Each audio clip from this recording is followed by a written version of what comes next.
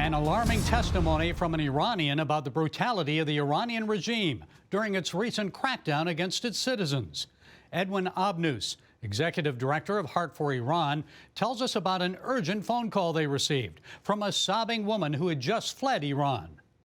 Yeah, I can't tell you about the name and the location. It's because of the security. But lady managed to flee the country, and as soon as she did, she got in touch with one of our on-air talents, one of our ministers who's ministering Iranians inside the country, and shared this devastating news that she heard. Okay, Edwin, stand by. Here's what the woman said. We have it translated. It's shocking. خانواده‌ای پسر 12 سالش توپش افتاده، غروبی از حیاط افتاده بیرون، رفته توپشو بیاره، به بچه ساچمه خورده، بچه رو بردن بیمارستان، اومدن بالا سر بچه به مغزش شلیک کردن، داداشش بالا سرش بوده، داداش 22 ساله، داداششو کشتن، باباش رفته جنازه‌شون رو تحویل بگیره، باباشو کشتن.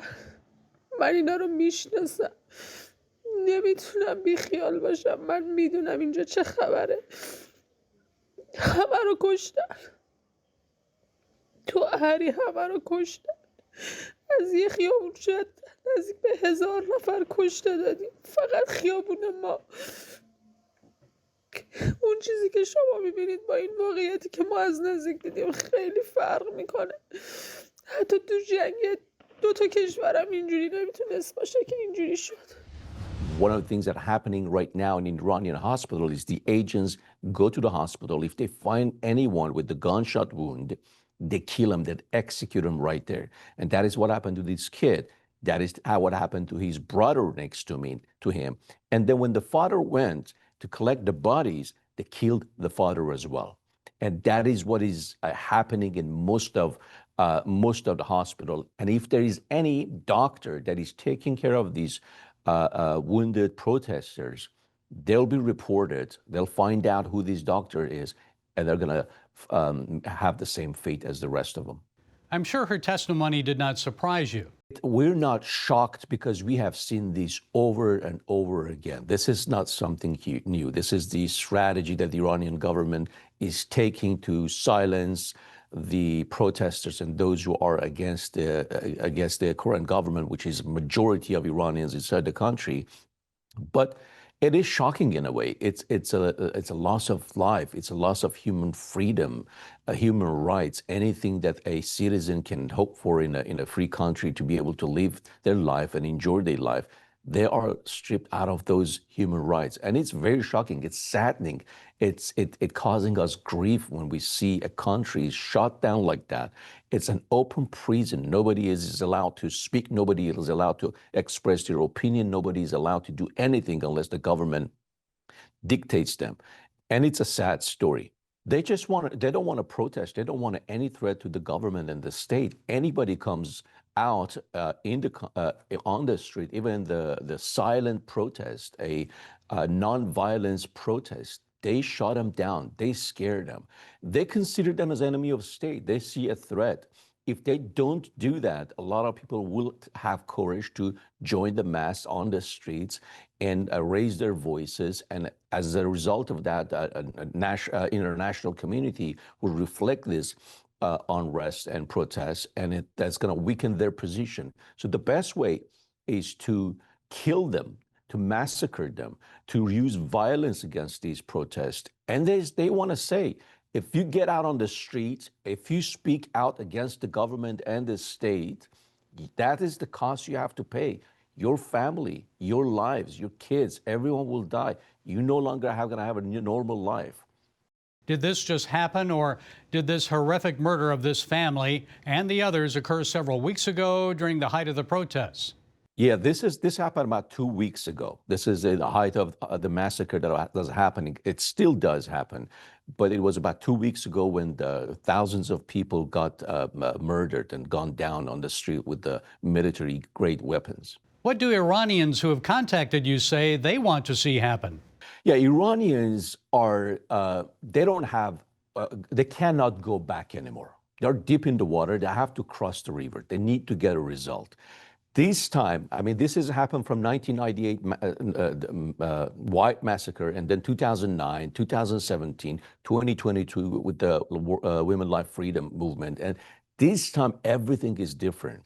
Many things are aligned for Iranian people to be free, to use this momentum to get to the solution, which is a free Iran, to topple the regime and make sure there's a democratic, some sort of a democratic government is taking over. But the reality is they are grieving, they are scared, and they want international community to understand, to be their voice. News networks is one of the messages we're currently getting a lot more than before is, please reflect what we cannot say to the other international community, because their voice is shut down. As you know, internet blackout was been going on for a long time. Now it is up. I'm sure that it's an opportunity for the Iranian government to monitor suit, to see who is using, whose bandwidth is consuming a lot of data that is that basically points to the fact they're uploading videos and sending information to the news agencies. But the Iranian people are saying, be our voice. We're silenced here. We're being murdered here. We want you to speak on behalf of us and do something. Naturally, Iranians do not want to see their country to be devastated. Any type of war is going to devastate the economy. There's a social structure, and it's going to be probably take decades to get back on a normal situation. But at the same time, a lot of them are asking for United States intervention. And it is because out of desperation, they don't want this momentum to die down. If it does die down, I don't know when again they can get up again on their feet, reorganize and take courage and get on the street and finish the job. Now it is time for for United States government and also international government to, most of all, not to legitimize the regime anymore. Do not get into negotiation. That is the very first thing they're asking. Let's not negotiate with this government. This government always have their own strategy to buy time. They don't want that to happen. First, do not negotiate with the regime. And if you cannot finish the job, a lot of them are asking with some sort of intervention, a military invitation, and shut down these the major leaders and the major locations where they are organizing these anti-protest violence against peaceful protesters on the street. What do the Iranian people want from our viewers? How should they respond?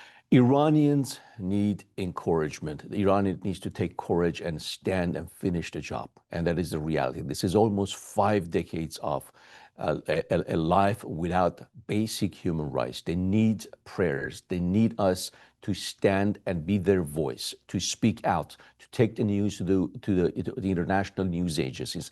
That is the very first thing they need. We need to pray for them, definitely. That is our Christian mandate. This is our responsibility to stand with them in the gap. But at the same time, we need to take some practical steps and be their voice and speak about them.